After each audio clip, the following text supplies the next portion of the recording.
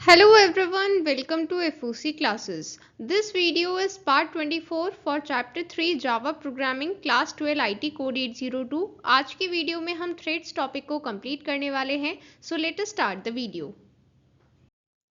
तो सबसे पहले समझते हैं थ्रेड क्या होता है. सो बेसिकली हम सबसे पहले मल्टी थ्रेडेड प्रोग्राम की बात करने वाले हैं. एक ऐसा प्रोग्राम जो सेम टाइम पर means concurrently multiple task perform कर सकता है वो होता है multi threaded program. So basically जब आपसे पूछा गया है कि मल्टी थ्रेडेड प्रोग्राम क्या है तो आप सिंपली बता सकते हैं कि एक टाइम पर जब हम मल्टीपल टास्क एक ही प्रोग्राम से परफॉर्म करवा रहे हैं तो वो मल्टी थ्रेडेड प्रोग्राम है. ठीक है. एंड ऐसा हम क्यों कराते हैं मल्टीपल टास्क एक टाइम पर परफॉर्म कराना? बिकॉज ये हमें हेल्प करता है कंप्यूटर की रिसोर्सेज को ऑप्टिमली यूटिलाइज करने में. सो ऑप्टिमल यूटिलाइजेशन का क्या मतलब है? ऑप्टिमल यूटिलाइजेशन मींस आपके पास जो भी रिसोर्सेज हैं आप उनको बेस्ट वे में यूटिलाइज कर रहे हैं. मींस हमारे पास बहुत सारे वेज हैं. लाइक हमारे पास सपोज करते हैं 10 टास्क हैं एंड हम चाहें तो उन टास्क को अलग अलग कर सकते हैं. तो उसमें ऑफकोर्सली हमारा भी टाइम जाएगा एंड कंप्यूटर की रिसोर्सेज भी ज़्यादा टाइम तक ऑक्यूपाइड रहेंगी. तो वो बेस्ट यूटिलाइजेशन नहीं होगा. बट अगर हमारा कंप्यूटर इतना कैपेबल है कि हम उसे सेम टाइम पर 10 टास्क देते हैं एंड वो 10 टास्क को एक ही टाइम पर परफॉर्म करके हमें रिजल्ट दे देता है तो इसका मतलब है कि एक टाइम पर 10 टास्क को करना ज़्यादा अच्छा है. तो इसी चीज़ को हम कहते हैं ऑप्टिमल यूटिलाइजेशन. मीन्स जो भी हमारे पास टास्क हैं हम उनको बेस्ट वे में किस तरह से कर सकते हैं सो दैट जो हमारे कंप्यूटर के रिसोर्सेज हैं उनको हम प्रॉपरली यूटिलाइज कर पाएं, ऑप्टिमली यूटिलाइज कर पाएं. इसी चीज़ को हम कहते हैं ऑप्टिमल यूटिलाइजेशन. ठीक है. तो ऑप्टिमल यूटिलाइजेशन के लिए हम यहाँ पर यूज़ करते हैं मल्टी थ्रेडेड प्रोग्राम. ठीक है. तो मल्टी थ्रेडेड मतलब वहाँ पर मल्टीपल थ्रेड्स होते हैं. तो बेसिकली थ्रेड क्या है? थ्रेड एक ऐसा पार्ट है प्रोग्राम में. मींस थ्रेड और कुछ नहीं है, प्रोग्राम का एक पार्ट ही है जो कोई भी एक पर्टिकुलर टास्क एग्जीक्यूट करेगा. मींस हमने कोई एक थ्रेड बनाया है इसका मतलब हमें कोई एक पर्टिकुलर टास्क एग्जीक्यूट करना है.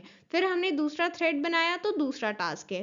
तो इसका मतलब है कि हर एक थ्रेड के पास अपना एक टास्क होगा एंड वो इंडिपेंडेंटली सेम टाइम पर एग्जीक्यूट होगा. मींस उसका एग्जीक्यूशन दूसरों पर डिपेंडेंट नहीं है, वो अपना एग्जीक्यूशन कंटिन्यूड रखेगा. ठीक है. सो इसका मतलब है कि जब भी आपको सेम टाइम पर मल्टीपल पार्ट्स रन कराने हैं, मल्टीपल टास्क रन कराने हैं तो उस केस में आप क्या यूज करते हैं? थ्रेड्स. ठीक है. और एक ऐसा प्रोग्राम जिसमें बहुत सारे थ्रेड्स प्रेजेंट है that is called multi threaded program and we use it for the optimal utilization of the computer resources. Okay. So thread basically program का ही पार्ट है बट थ्रेड को लिखने के लिए हमारे पास स्पेसिफिक वेज हैं. जैसे अभी तक हमने हर एक स्टेटमेंट के लिए सिंटेक्स पढ़े हैं उसी तरह से यहाँ पर हमारे पास थ्रेड क्रिएट करने के लिए भी अपना एक सिंटेक्स है. बट यहाँ पर हमारे पास 2 वेज हैं एंड ये दोनों ही वे काफ़ी इंपॉर्टेंट है. आपसे एग्जाम में डायरेक्टली थ्योरी क्वेश्चन भी पूछा जा सकता है एंड अभी तक यहाँ से कोडिंग क्वेश्चन आया नहीं है बट आ सकता है. एंड किस टाइप का क्वेश्चन आएगा? एक ही टाइप का क्वेश्चन यहाँ से कोडिंग के क्वेश्चन में बन सकता है. सो अगर आपने वही एक टाइप का कर लिया और वही एक टाइप का आ गया तो बहुत अच्छी बात है. अदरवाइज यहाँ से थ्योरी का क्वेश्चन आएगा. ठीक है. क्वेश्चन तो जरूर आएगा, दैट इज डेफिनेट. कोडिंग हो या थ्योरी वो चीज आप यहाँ से प्रिपेयर कर सकते हैं. ठीक है. तो कोई भी क्वेश्चन है आपको उसे देखकर घबराना नहीं है. अगर आपने वो टॉपिक किया हुआ है so definitely you can attempt it. Okay. So यहाँ पर हम बात कर रहे हैं जावा में थ्रेड्स को किस तरह से क्रिएट किया जा सकता है. तो हमारे पास 2 वेज हैं. सबसे पहला है एक्सटेंडिंग द थ्रेड क्लास. ये क्या होता है हम अभी डिटेल में डिस्कस करेंगे. देन दूसरा वे है इम्प्लीमेंटिंग द रनेबल इंटरफेस. तो सबसे पहले आपको यहाँ पर ये दोनों चीजें, ये दोनों वेज लर्न होने चाहिए, मतलब इनके नेम. अगर आपसे कोई भी कहता है कि जावा में हमें थ्रेड्स कैसे बनाने हैं तो हमारे पास 2 वे हैं. सबसे पहला थ्रेड क्लास को एक्सटेंड कर सकते हैं और दूसरा रनेबल इंटरफेस को इम्प्लीमेंट कर सकते हैं. ठीक है. सो ये डायरेक्टली क्वेश्चन पूछा गया है एग्जाम में 2 मार्क्स में. ठीक है. ये प्रीवियस ईयर क्वेश्चंस का पार्ट है. सो इस टाइप के डायरेक्टली क्वेश्चंस भी आ सकते हैं. ठीक है. इस तरह का क्वेश्चन आपसे कोडिंग में पूछा जा सकता है। अगर इस टॉपिक से कोडिंग का क्वेश्चन आएगा तो कुछ इस तरह का क्वेश्चन पूछा जा सकता है, ठीक है। देखिए, कहीं भी कोई क्वेश्चन आपको बताया जाता है तो आप उसे रटने की कोशिश ना करें, बिकॉज जनरली स्टूडेंट्स क्या करते हैं कि उन्हें क्वेश्चन दिखाया तो वो सोचते हैं कि बस यही क्वेश्चन आ जाएगा। बट देखिए, कोडिंग के क्वेश्चन में ऐसा नहीं होता है। थ्योरी के क्वेश्चन में भले ही रिपीटिशन बिल्कुल सेम टू सेम हो जाए, but in case of coding question हो सकता है कि क्वेश्चन थोड़ा सा डिफरेंट हो। तो इसलिए आपको यहाँ पर क्वेश्चन को रटना नहीं है, आंसर को नहीं रटना है। आपको क्या करना है, आपको समझना है, कंसेप्ट को समझना है। अगर आप एक बार कंसेप्ट समझ गए तो भले ही सेम क्वेश्चन आए या फिर उसमें थोड़ा बहुत चेंज हो, आप उस चेंज को समझ पाएंगे एंड आपको क्योंकि कंसेप्ट पता है तो फिर आप उसे अटेम्प्ट कर पाएंगे, ठीक है। तो इसलिए आपको कंसेप्ट समझने पर ध्यान देना है, ठीक है। जैसा कि हमारा सबसे पहला मेथड था to extend the thread class, तो अभी हम सबसे पहले मेथड को किस तरह से इंप्लीमेंट करेंगे ये चीज हम यहाँ पर देख रहे हैं, ठीक है। सबसे पहला मेथड है to extend the thread class. यहाँ पर हम क्या करने वाले हैं, सबसे पहले हमें एक क्लास बनानी है। यहाँ पर सबसे पहले मैं आपको कोडिंग शो कर देती हूँ। देखिए, यहाँ पर सबसे पहले हमने कौन सी स्टेटमेंट लिखी है, पैकेज स्टेटमेंट। इसके बाद ये क्या है, ये हमारी क्लास स्टेटमेंट है, बट यहाँ पर हमें थोड़ा सा मॉडिफिकेशन करना होगा। जैसा अभी तक हम लिखते थे पब्लिक क्लास और उसके बाद क्लास का नेम, यहां तक तो सब कुछ सेम है, बट उसके बाद जब हम कर्ली ब्रैकेट लगाते थे तो वो चीज यहां पर थोड़ी सी मॉडिफाई हो जाएगी, ठीक है। यहां पर क्या करना होगा हमें, ये जो हमारा क्लास का नेम है हम इसके बाद लिखेंगे एक्सटेंड्स थ्रेड। तो इसका मतलब क्या है, इसका मतलब है कि हम थ्रेड क्लास को एक्सटेंड कर रहे हैं, ठीक है। यहाँ पर आपको ये चीज यहाँ पर ऐड करनी है क्लास नेम के बाद, ठीक है। एक्सटेंड थ्रेड की जगह आप कोई और वैलिड नेम भी रख सकते हैं क्लास का, जरूरी नहीं है कि आपको यही रखना है, ठीक है। बट ये एक्सटेंड्स थ्रेड ये कीवर्ड है, ये आपको ऐसे ही रखने हैं। ये जो क्लास नेम है ये चेंज हो सकता है, ठीक है। इसके बाद अब यहाँ पर हम कर्ली ब्रैकेट के साथ स्टार्ट करेंगे, ठीक है। तो अभी इसके बाद हम जनरली क्या करते थे, अभी तक जो भी प्रोग्राम्स हम लिखते थे उसमें हम कोई ना कोई मेथड स्टार्ट करते थे, या तो डायरेक्टली मेन मेथड स्टार्ट करते थे या फिर अपना यूजर डिफाइंड मेथड देते थे। तो यहाँ पर आपको ना ही मेन मेथड देना है और ना ही यूजर डिफाइंड मेथड देना है। तो आपको यहाँ पर क्या देना है, आपको यहाँ पर रन मेथड देना है। तो ये रन मेथड क्या है, देखिए ये रन मेथड पर क्वेश्चन पूछा गया है प्रीवियस ईयर में, तो आपको पता होना चाहिए। Run method is the entry point for every new thread that is instantiated from the class. इसका क्या मतलब है, रन मेथड हर एक उस नए थ्रेड के लिए एंट्री पॉइंट का काम करेगा। एंट्री पॉइंट मतलब जहां से हमें ये पता चल पाए कि हम कहां से स्टार्ट करें, ठीक है। जैसे कि हमारे पास अगर हम कहते हैं कि ये रन मेथड है तो हमें थ्रेड के लिए एंट्री पॉइंट मिला है कि ये एंट्री पॉइंट है, तो इसका मतलब है कि हमें पता चला कि थ्रेड को जो स्टेटमेंट्स एग्जीक्यूट करने हैं वो ये सभी हैं, ठीक है। इस तरह से यहाँ पर हमें पता चलता है कि रन मेथड हमें कौन सा एंट्री पॉइंट बता रहा है, ठीक है। यहाँ पर ये स्टेटमेंट काफी इंपॉर्टेंट है, जैसे कि मैंने बताया प्रीवियस ईयर क्वेश्चंस का पार्ट है, आप इसे नोट करेंगे, ठीक है। साथ ही आपको ध्यान रखना है थ्रेड क्लास को कहां से एक्सटेंड किया जा रहा है, java.lang पैकेज से, ठीक है। ये क्वेश्चन पूछा जा सकता है आपसे, थ्रेड क्लास कहां पर अवेलेबल होती है, तो आपको पता होना चाहिए, ठीक है। अब थ्रेड बनाने के लिए हम क्या करेंगे, instantiated from extend thread class. Basically जब हम क्लास को डायरेक्टली इंपोर्ट करते हैं तब तो हम कह सकते हैं कि हम डायरेक्टली ऑब्जेक्ट बना रहे हैं, बट क्योंकि यहाँ पर हमने थ्रेड क्लास को इंपोर्ट नहीं किया है, हमने सिर्फ थ्रेड क्लास को एक्सटेंड किया, एंड यहाँ पर हमें क्या करना होगा, हमें एक्सटेंड थ्रेड क्लास से इंस्टेंशिएट करना होगा थ्रेड को। यहाँ पर सबसे पहले हम उसी प्रोग्राम को कंटिन्यू कर रहे हैं। तो सबसे पहले यहाँ पर हमने लिखा मेन मेथड के लिए स्टेटमेंट, फिर कर्ली ब्रैकेट के साथ स्टार्ट किया है। अब हमें दो थ्रेड्स क्रिएट करने हैं T1 एंड T2। तो क्योंकि हमें पता है कि यहाँ पर थ्रेड क्लास को एक्सटेंड किया गया है, इसलिए यहाँ पर हमें क्या करना होगा, हमें दोनों थ्रेड्स को इंस्टेंशिएट करना होगा एक्सटेंड थ्रेड क्लास से। तो इंस्टेंशिएट करने के लिए आपको सिमिलर वही प्रोसीजर फॉलो करना है जो हमने ऑब्जेक्ट क्रिएट करने के लिए यूज किया था, ठीक है। आपको यहाँ पर क्लास का नेम लिखना है, क्लास का नेम है एक्सटेंड थ्रेड। उसके बाद आपको ऑब्जेक्ट का नेम लिखना है, तो ऑब्जेक्ट हमारा यहाँ पर थ्रेड को ही हम ऑब्जेक्ट कह रहे हैं। ये T1 पहला थ्रेड है। इसके बाद इज इक्वल टू न्यू, ये कीवर्ड होता है, ये हमें एज इट इज लिखना है। इसके बाद यहाँ पर क्या लिखा जाता है, यहाँ पर लिखा जाता है कंस्ट्रक्टर का नेम। उसके बाद आपको पैरामीटर्स की एक्चुअल वैल्यूज प्रोवाइड करनी होती है, बट यहाँ पर आपको कोई वैल्यू प्रोवाइड नहीं करनी है, ठीक है, बिकॉज हमारे रन मेथड में कोई भी पैरामीटर नहीं था, ठीक है। सो यहाँ पर भी आपको कोई भी आर्ग्यूमेंट प्रोवाइड नहीं करना है, ठीक है, आर्ग्यूमेंट मीन वैल्यू, ठीक है। इसी तरह से आपको यहाँ पर T2 मीन्स दूसरा थ्रेड बनाना है, ठीक है। तो हमने बेसिकली क्या किया है, T1 एंड T2 हमने दो थ्रेड्स इंस्टेंशिएट किए हैं एक्सटेंड थ्रेड क्लास से, ठीक है। सो अब क्योंकि ये सिर्फ हमने इंस्टेंशिएट किए हैं, अभी इनका एग्जीक्यूशन बाकी है, तो एग्जीक्यूशन स्टार्ट करने के लिए हमें क्या करना होगा, हमें स्टार्ट मेथड को कॉल करना होगा, ठीक है। ये स्टार्ट मेथड थ्रेड क्लास में बिलोंग करता है, ठीक है। सो यहाँ पर किस तरह से कॉल किया जाएगा, सिंपली आप ऑब्जेक्ट का नेम लिखेंगे, डॉट ऑपरेटर लगाएंगे, इसके बाद स्टार्ट, ठीक है, ये स्टार्ट मेथड है। So basically T1 means T1 object means T1 thread का एग्जीक्यूशन यहाँ पर स्टार्ट हो जाएगा, सिमिलरली T2 थ्रेड का एग्जीक्यूशन स्टार्ट हो जाएगा, ठीक है। सो यहाँ पर हमने ये बेसिकली थ्रेड क्लास को एक्सटेंड करते हुए T1 एंड T2 दो थ्रेड्स इंस्टेंशिएट किए, उनके एग्जीक्यूशन को स्टार्ट करने के लिए हमने यहाँ पर ये स्टेटमेंट्स दी हैं, ठीक है। एंड साथ ही आपको ये चीज़ यहाँ पर ध्यान रखनी है, जो क्लास आप थ्रेड क्लास को एक्सटेंड करते हुए बनाते हैं, जैसे कि यहाँ पर एक्सटेंड थ्रेड क्लास, ये थ्रेड क्लास को एक्सटेंड करके बनाई गई है, तो आप इसको फर्दर एक्सटेंड नहीं कर सकते, ठीक है, आपको ये पॉइंट याद रखना है, ठीक है। So here is the output. यहाँ पर क्योंकि हमें पता है हमारे पास दो थ्रेड्स हैं, एक है T1 और एक है T2, ठीक है। एंड क्योंकि रन मेथड में हमने जो स्टेटमेंट्स लिखी थी, तो सबसे पहले हमें एक स्टेटमेंट प्रिंट करनी थी, क्रिएटेड अ थ्रेड, तो सबसे पहले एक स्टेटमेंट प्रिंट करनी है। उसके बाद जो फॉर लूप हमने लिखा था उसकी हेल्प से काउंट इज इक्वल टू 1 2 3 ये चीज़ें प्रिंट होती, तो इसका मतलब इसके बाद हमें 3 स्टेटमेंट्स और मिलती, ठीक है।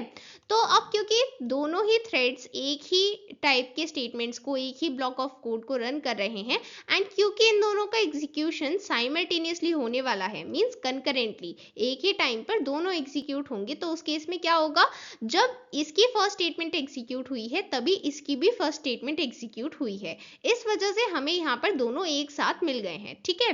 बट ऐसा जरूरी नहीं है कि यहाँ पर दोनों ही बिल्कुल पैरेलल चलेंगे, हो सकता है कि जब इसका सेकेंड स्टेटमेंट एग्जीक्यूट हो उसी के साथ इसका थर्ड भी एग्जीक्यूट हो जाए, इसी की वजह से हमें यहाँ पर count is equal to 1 and count is equal to 2 एक साथ मिल गए हैं।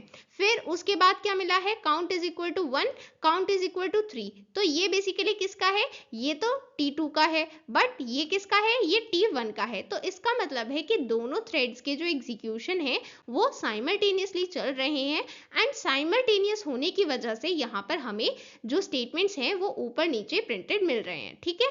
बट एग्जीक्यूशन दोनों थ्रेड्स का साइमल्टेनियसली ही हो रहा है, ठीक है, वो एक दूसरे के ऊपर डिपेंडेंट नहीं है।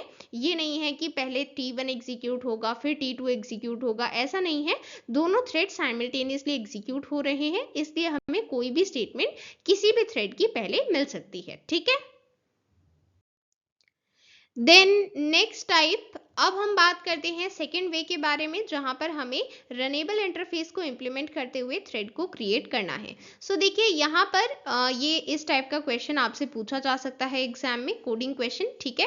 और रही बात थ्योरी क्वेश्चंस की, तो जितना थ्योरी पोर्शन में आपको यहाँ पर शो कर रही हूँ, यहाँ पर समझा रही हूँ, उतना थ्योरी पोर्शन आपसे पूछा जा सकता है, ठीक है। सो उसी से आप अपने थ्योरी क्वेश्चंस भी प्रिपेयर कर सकते हैं, ओके। सो सेकेंड मेथड में हमें रनेबल इंटरफेस इंप्लीमेंट करते हुए थ्रेड क्रिएट करना है। तो सबसे पहले हम यहाँ पर क्या करेंगे, रनेबल इंटरफेस को इम्प्लीमेंट करेंगे। तो जो स्टेप हमने प्रीवियस मेथड में यूज किया था, प्रीवियस वे में यूज किया था, that was to extend the thread class, वो चीज यहाँ पर हम नहीं करने वाले हैं। सो यहाँ पर क्या चेंज होगा, सबसे पहले पैकेज स्टेटमेंट लिखी है, फिर उसके बाद पब्लिक क्लास, फिर क्लास का नेम, ये क्लास का नेम कोई भी वैलिड नेम हो सकता है, ठीक है। इसके बाद आपको यहाँ पर क्या लिखना होगा, इम्प्लीमेंट्स रनेबल, ये कीवर्ड है, आपको एज इट इज लिखना है, ठीक है। सो बेसिकली यहाँ पर आपको ये ध्यान रखना है कि जब रनेबल इंटरफेस को इम्प्लीमेंट किया जाता है तब आप क्लास स्टेटमेंट में ही ये कीवर्ड ऐड करते हैं, इम्प्लीमेंट्स रनेबल, तो इसकी हेल्प से हम रनेबल इंटरफेस को इम्प्लीमेंट करते हैं, ठीक है। इसके बाद रन मेथड के लिए वही सेम प्रोसीजर फॉलो करना है जो अभी तक हमने किया था, ठीक है। साथ ही जैसे मैंने आपको कहा था कि मैं आपको ये स्टेटमेंट्स आगे एक्सप्लेन करूंगी। सो ये देखिए, यहाँ पर सबसे पहले system dot out dot println. So ये जो स्टेटमेंट हमें यहाँ पर गिवन है ये एज इट इज प्रिंट हो जाएगी, ठीक है। फिर इसके बाद फॉर लूप लिखा हुआ है। सो फॉर लूप में सबसे पहले हमारे पास इनिशियल वैल्यू है 1 के साथ स्टार्ट किया जाएगा। टेस्ट कंडीशन है count should be less than और इक्वल टू 3। तो 1 2 3 हमारे पास 3 वैल्यूज एग्जीक्यूट होंगी एंड साथ ही यहाँ पर इंक्रीमेंट स्टेप गिवन है, ठीक है। इसके बाद यहाँ पर हमें ये क्योंकि प्रिंट भी करना होगा तो इसलिए हमने लिखा है काउंट इज इक्वल टू एंड फिर काउंट की वैल्यू को प्रिंट कर दिया जाएगा, ठीक है। तो जो अभी हमें जो प्रीवियस मेथड का हमें रिजल्ट मिला था उसमें आपने देखा था क्रिएटेड अ थ्रेड 2 बार मिला, then count is equal to 1 वो भी 2 बार, count is equal to 2, count is equal to 3 ये भी 2 बार मिले। सो ऐसा क्यों हुआ? क्योंकि ये पर्टिकुलर जो स्टेटमेंट्स हैं ये तो हर चीज को एक ही बार प्रिंट कर रही है, बट हमारे पास 2 थ्रेड्स थे, ठीक है। सो यहाँ पर भी हमें कुछ उसी तरह का आउटपुट मिलने वाला है। पहले हम इसके आगे की स्टेटमेंट्स को समझते हैं एंड फिर आउटपुट को देखते हैं, ठीक है। सो यहाँ पर हम रनेबल इंटरफेस को क्यों इम्प्लीमेंट कर रहे हैं? बिकॉज अगर हम ये इम्प्लीमेंट करते हैं तो इसकी हेल्प से हम फर्दर इस क्लास को एक्सटेंड कर पाएंगे, ठीक है। बट प्रीवियस मेथड में क्योंकि वो ऑलरेडी एक्सटेंड हो चुकी थी तो हम उसको दोबारा एक्सटेंड नहीं कर पाते, ठीक है। तो यही चीज हम यहाँ पर कर पाएंगे, हम इस क्लास को एक्सटेंड कर पाएंगे, ठीक है। सो यहाँ पर थ्रेड क्रिएट करने के लिए क्या करना होगा? सबसे पहले हमें क्लास को इंस्टेंशिएट करना है। मींस यहाँ पर आपको रनेबल इंटरफेस इस क्लास का एक ऑब्जेक्ट बनाना है। सो यहाँ पर हमने आर एक ऑब्जेक्ट बनाया है, ठीक है। इसके बाद हम इसी ऑब्जेक्ट को पास करेंगे। सो यहाँ पर आपको बेसिकली थ्रेड क्लास का एक ऑब्जेक्ट बनाना है। मींस यहाँ पर हम 2 थ्रेड्स बना रहे हैं, T1 एंड T2। सो सबसे पहले T1 बनाने के लिए हमने लिखा क्लास का नेम थ्रेड, उसके बाद T1, ठीक है।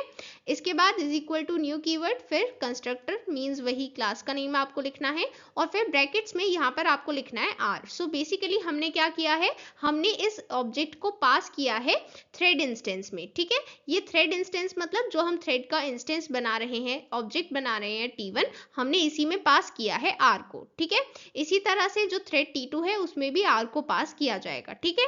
तो इसका मतलब है कि हमने यहाँ पर क्या किया है, हमने रनेबल इंटरफेस जो इंप्लीमेंट किया था। सो बेसिकली जो क्लास उस रनेबल इंटरफेस को इंप्लीमेंट कर रही है, हमें सबसे पहले उसका एक इंस्टेंस बनाना है। इंस्टेंस बनाना मतलब एक ऑब्जेक्ट बनाना, ठीक है। फिर उसी ऑब्जेक्ट को हम पास करेंगे थ्रेड इंस्टेंस में, ठीक है। और फिर हम यहाँ पर वही प्रोसीजर फॉलो करेंगे जो अभी तक हमने प्रीवियस मेथड में किया था। मींस हमें एग्जीक्यूशन को स्टार्ट करना है, ठीक है। तो T1 डॉट स्टार्ट, इसकी हेल्प से T1 मींस थ्रेड 1 की एग्जीक्यूशन स्टार्ट हो जाएगी और फिर T2 डॉट स्टार्ट मतलब थ्रेड 2 की एग्जीक्यूशन स्टार्ट हो जाएगी, ठीक है। सो वही प्रोसीजर हमने फॉलो किया है, ठीक है। So here is the output you can see. So यहाँ पर अगेन हमें किस तरह का आउटपुट मिला है, क्योंकि दोनों थ्रेड साइमल्टेनियसली एग्जीक्यूट हो रहे हैं तो T1 एंड T2 दोनों साइमल्टेनियसली अपनी स्टेटमेंट्स को एग्जीक्यूट कर रहे हैं, जिस वजह से हमें इस तरह का आउटपुट शो हो रहा है, ठीक है। सो आई होप ये प्रोग्राम आपको क्लियर है। Then set priority method. So basically अभी तक हमने ये डिस्कस किया है कि थ्रेड क्या होता है एंड देन थ्रेड को कौन कौन से वेज से क्रिएट किया जा सकता है, उन दोनों के प्रोग्राम्स भी हमने डिस्कस कर लिए हैं। यहाँ पर कुछ मेथड्स हैं जो आपकी बुक में गिवन है एंड साथ ही यहाँ से प्रीवियस ईयर क्वेश्चन भी पूछा गया है थ्योरी में। सो ये काफ़ी इंपॉर्टेंट है। सो सबसे पहले हम बात करते हैं सेट प्रायोरिटी मेथड के बारे में। तो जब हमें बहुत सारे थ्रेड्स गिवन होंगे, जब बहुत सारे थ्रेड्स एक साथ एग्जीक्यूट होंगे तो कोई गारंटी नहीं है कि वो कौन से ऑर्डर में एग्जीक्यूट होने वाले हैं। जैसा कि अभी हमने देखा था, हमें सबसे पहले क्रिएटेड अ थ्रेड ये दोनों स्टेटमेंट्स मिली और फिर हमें मिला 1 2 और फिर से 1 मिला, मतलब इसके बाद हमें 3 नहीं मिला, हमें मिला 1। तो हमें यहाँ पर बेसिकली ये देखने को मिलता है कि कोई भी जो स्टेटमेंट है वो हमें यहाँ पर एक पर्टिकुलर थ्रेड के लिए पहले एग्जीक्यूट होकर नहीं मिलेगी, क्योंकि दोनों की एग्जीक्यूशन साइमल्टेनियसली हो रही है, ठीक है। इसी वजह से यहाँ पर 1 2 3 पहले नहीं मिला, यहाँ पर क्योंकि साइमल्टेनियसली हो रहा है तो हमें रैंडम रिजल्ट्स मिल रहे हैं, ठीक है। सो ये चीज ना हो, हम किसी भी एक पर्टिकुलर थ्रेड को प्रायोरिटी प्रोवाइड कर पाए कि पहले उसको एग्जीक्यूट किया जाए और फिर उसके बाद दूसरे को एग्जीक्यूट किया जाए, तो उस केस में हम यहाँ पर उसकी प्रायोरिटी सेट कर सकते हैं, ठीक है।